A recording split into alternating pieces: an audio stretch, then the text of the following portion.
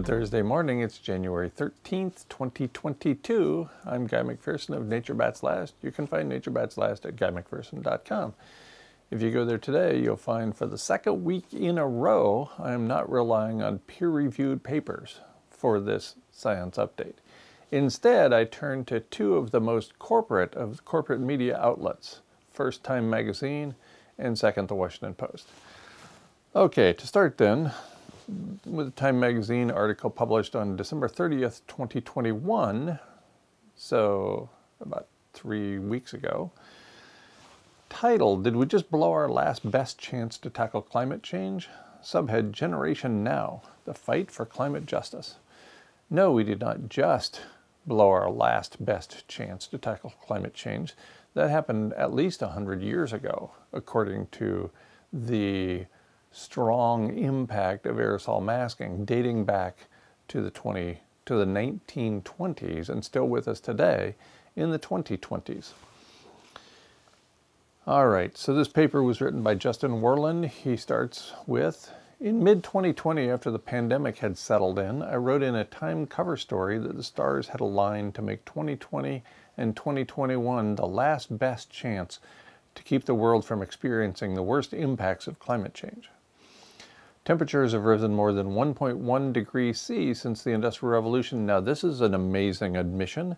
Most corporate media outlets will not admit that we have exceeded the 1 degree mark. After all, the Advisory Group on Greenhouse Gases, the predecessor to the United Nations IPCC, or Intergovernmental Panel on Climate Change, concluded in their final year of existence in October of 1985 that 1 degree C was the absolute upper limit. Once we pass that, we're going to trigger all kinds of self-reinforcing feedback loops. Climate writer and speaker David Spratt indicated we began passing those self-reinforcing feedback loops, or tipping points, at 0.5 degrees C. So those events are long behind us. The article continues, "Temperatures have risen more than 1.1 degrees C since the Industrial Revolution, and the COVID-19 pandemic had unexpectedly opened up new pathways to rethink the global economy to help the world avoid the 1.5 degrees C of temperature rise, long seen as a marker of when the planet will start to experience the catastrophic and irreversible effects of climate change." Yes, that's right. 1.5 C was indeed a significant marker, but it's in the rearview mirror. As Andrew Glickson pointed out in his 2020 book, The Event Horizon, published in early October of 2020, we are beyond 2 degrees C right now at the global level. So 1.5 C, yes, that was a significant marker as indicated by the Advisory Group on Greenhouse Gases and then by David Spratt. The paper goes on. Now, 18 months later, meaning 18 months post-pandemic, the world seems poised to blow it. Indeed, governments across the globe have failed to spend big on a green economic recovery.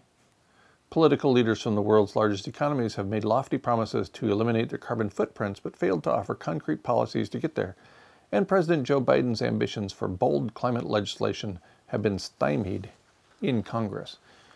And that's not such a bad thing, by the way, because his half-hearted attempts to pass a significant bill are hampered by the fact, according to 5 peer-reviewed papers published by Tim Garrett at the University of Utah, the fact that civilization is a heat engine. We're going to keep civilization running.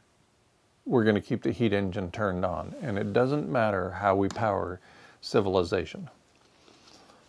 Rob Jackson, Earth System Science professor at Stanford University and the chair of the Global Carbon Project, says, quote, "We're sort of standing on the precipice. I am loath to say it, but I'm deeply skeptical that we will reduce emissions fast enough to keep global temperatures from rising 1.5 degrees C. Well said, Professor Jackson. Since we're now at above 2, I don't think we're going to be able to keep the global average temperature below 1.5 degrees C. Pay attention, man. So, with 2 landmark years for the planet, not to mention everyone who lives on it, in the rearview mirror, it's worth looking at the missed opportunities. But it's just as important to consider what comes next, Missed chances cannot be viewed as an excuse to give up. Interestingly, I've been accused of giving up for almost a decade now. I haven't given up on anything. Certainly, I have not given up on the mere reflection framework. Oh, that's not mentioned in either of these papers. Pages and pages, hundreds of words, no mention of the one legitimate opportunity to stabilize and then cool the planet, the mere reflection framework. Under the category spending money, COVID-19 and the subsequent lockdowns shocked the economy, requiring governments to spend trillions to keep the wheels turning. Quickly, hard-nosed analysts and idealistic activists alike said governments should focus that spending on initiatives that would foster clean energy and push polluting industries to transform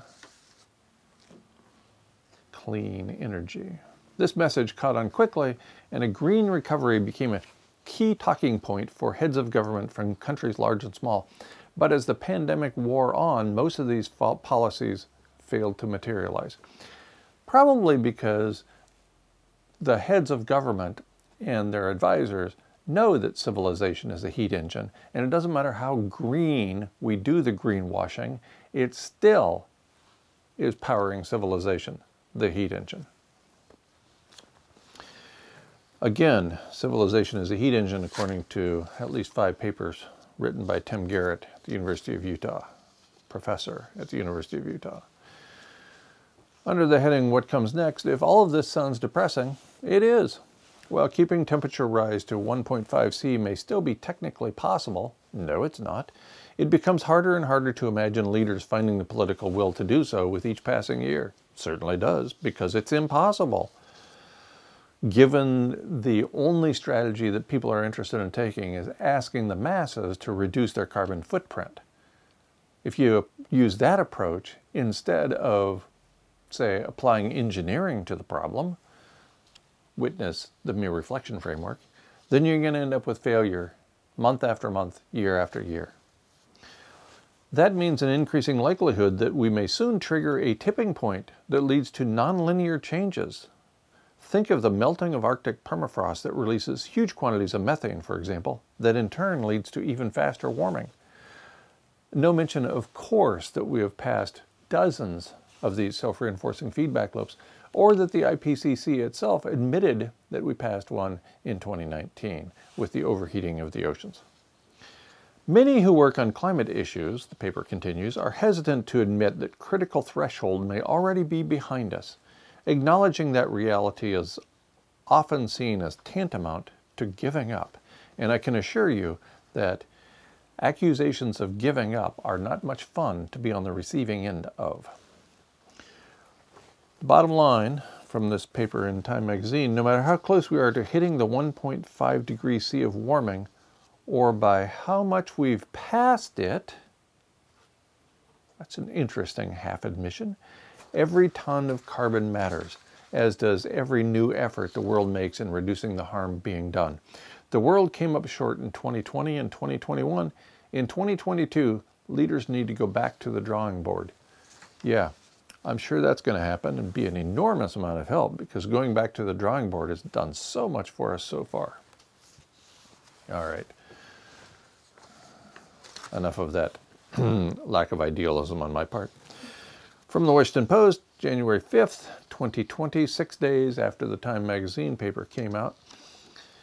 The headline, more than 40% of Americans live in counties hit by climate disasters in 2021. That's right, more than 40% of people in the United States live in counties hit by climate disasters in 2021. The subhead, as climate-fueled extreme weather intensified last year, meaning 2021, more than 80% of Americans experienced a heat wave. The impacts of fires and severe storms also spread. And here's the lead couple of paragraphs. 12 months after an atmospheric river deluged California, triggering mudslides and burned landscapes and leaving 500,000 people without power, a late-season wildfire destroyed hundreds of homes in the suburbs of Denver. In between, Americans suffered blistering heat waves, merciless droughts, and monstrous hurricanes. People collapsed in farm fields, and drowned in basement apartments. Entire communities were obliterated by surging seas and encroaching flames. If we were waiting for people to die in this country before we took notice, we're there. We've been there for a long time, but now the corporate media is finally beginning to admit that we're there, that people are dying as a result of climate change. More than 4 in 10 Americans live in a country that was struck by climate-related extreme weather last year, according to a new Washington Post analysis of federal disaster declarations, and more than 80% experienced a heat wave. More than 80% of Americans experienced at least one heat wave in 2021. In the country that has generated more greenhouse gases than any other nation in history, global warming is expanding its reach and exacting an escalating toll. At least 656 people died as a result of climate change. There is little doubt that the future will be worse. Quite an admission from the Washington Post. Planet-warming pollution, primarily from burning fossil fuels, surged to near-record highs last year. The Build Back Better bill, which contains the biggest clean energy investment in U.S. history, stalled in Congress. As I've indicated already, the Build Back Better bill is just another greenwashing attempt to try to deny that civilization is a heat engine.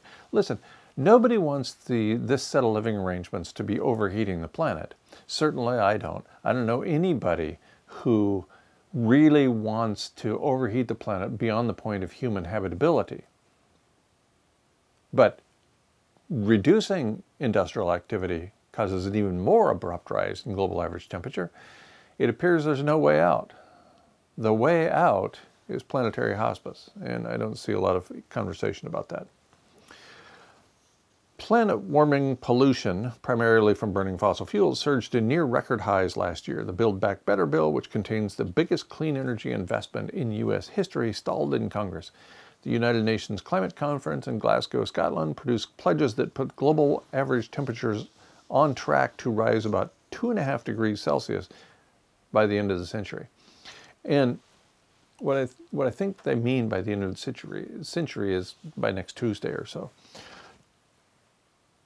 That's to turn an accusation pointed my way into a joke. It won't be next Tuesday. But it's coming way faster than by the end of the century. This would be a degree of warming that would transform once unthinkable disasters into near-annual occurrences. And by the way, we're already there, Washington Post. 2022 begins with 2 crucial questions still unanswered. 1, will the United States invest in ways to make extreme weather less destructive? I can't even imagine how that would happen. And 2, will the country lead the world in curbing warming before it becomes impossible for humanity to adapt? We're already at the point that much of humanity is failing to adapt, as indicated by 5.1 million people a year acknowledged in the peer-reviewed literature of dying as a result of non-optimal temperatures. These questions loom over Louisville, Colorado. Mayor Ashley Stoltzman, who lost much of the town to wildfire on Thursday, says, quote, "When I lay awake the first night, not able to sleep from the fire, when I was evacuated from my house, the first thing I thought of is, I need everyone to reduce their carbon emissions." Again, no acknowledgement of the aerosol masking effect.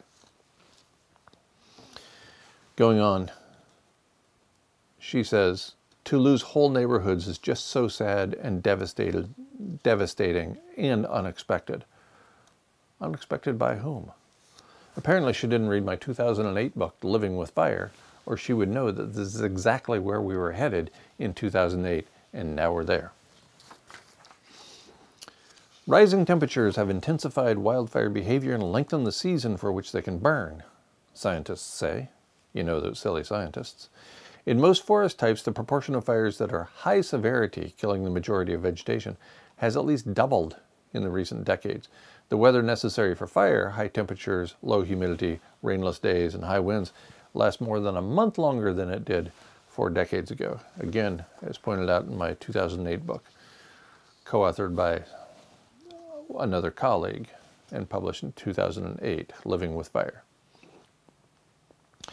With the world just over 1 degree Celsius, not warmer than the pre-industrial era, meaning 1750, and we're were beyond the 2 degrees C mark, not the 1 degree mark. So Washington Post missed that by just a degree or so. This is important. The Post also analyzed heat wave data from roughly 7,500 NOAA temperature monitors across the nation, finding that 80% of Americans live in a county that experienced at least one day of abnormally high temperatures last year. Although extreme heat is not officially considered a disaster, it is one of the most fatal forms of severe weather. Officials say that at least 227 people were killed in the record-shattering heat dome that struck the Pacific Northwest in late June, a figure that is almost certainly an undercount. No mention of lethal wet bulb temperatures killing people around the world, as mentioned in the May 8th, 2020 version of Science Advances in a paper written by Colin Raymond and colleagues. So, again, from the Washington Post, and not unexpectedly, going halfway, and yet leaking out some important information along the way.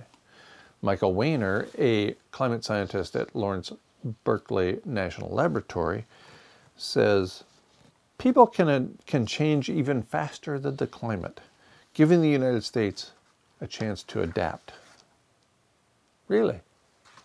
People can change even faster than the climate. I strongly suspect that people would be really interested in implementing something like the Mere Reflection Framework, but so far we haven't heard much about that. Wehner goes on, there are limits on people's capacity to adapt. Duh. Since disasters will become exponentially worse for every incremental increase in temperature. He says, quote, when we look back at the world that was and compare it to our 1 degree Celsius warmer world, the change is a lot. It certainly is. But when you compare that to 1.5 degrees, it's a larger change. Yes, it certainly has been. And when you compare it to 2 to 3 degrees, where scientists say the world is headed, it's kind of off the charts. End quote. 2 to 3 degrees, we're already beyond the 2 degree mark, and yet you can't find a single corporate media outlet to admit such a thing. I appreciate you liking, subscribing, and sharing information from this channel. You can become a member of this NatureBats Last channel for as little as 99 cents a month. Mostly though, thanks for watching. We'll try to produce another one of these episodes in about a week.